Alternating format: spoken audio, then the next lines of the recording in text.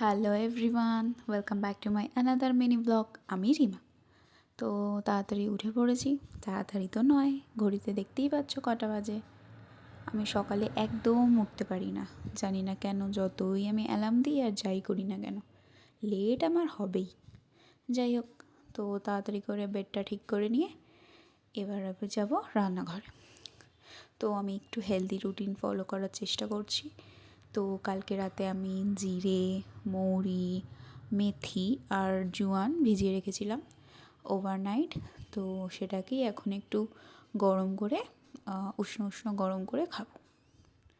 তো ফার্স্টে আমি ভেবেছিলাম যে একটা অদ্ভুত টেস্ট হবে, বাট টেস্টটা মানে অতটাও অদ্ভুত ছিল না, ঠিকঠাক। তেতো ছিল না অ্যাকচুয়ালি, মানে আমি ভাবছিলাম যে তেতো হবে।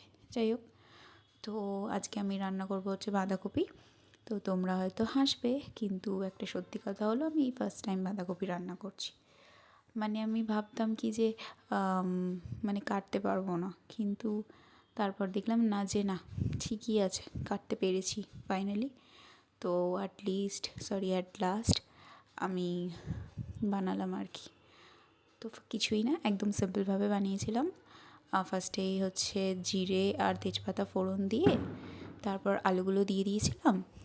আলুগুলো লাল লাল করে ভাজা হয়ে গেলে আদা জিরে বাটা, হলুদ, লঙ্কা, টমেটো আমার কাছে ছিল না, কিন্তু এই মশলাটা কষিয়ে তারপরে বাঁধাকপিগুলো দিয়ে দিলেই হয়ে যাবে।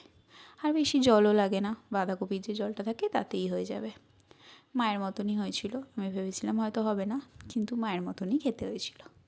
যাই হোক, তারপর আমার ব্রেকফাস্ট তৈরি করে একটু ব্রেড আর বাটার এপিট ওপিট সেঁকে নিয়ে চলো এবার অফিসের জন্য বেরোতে হবে।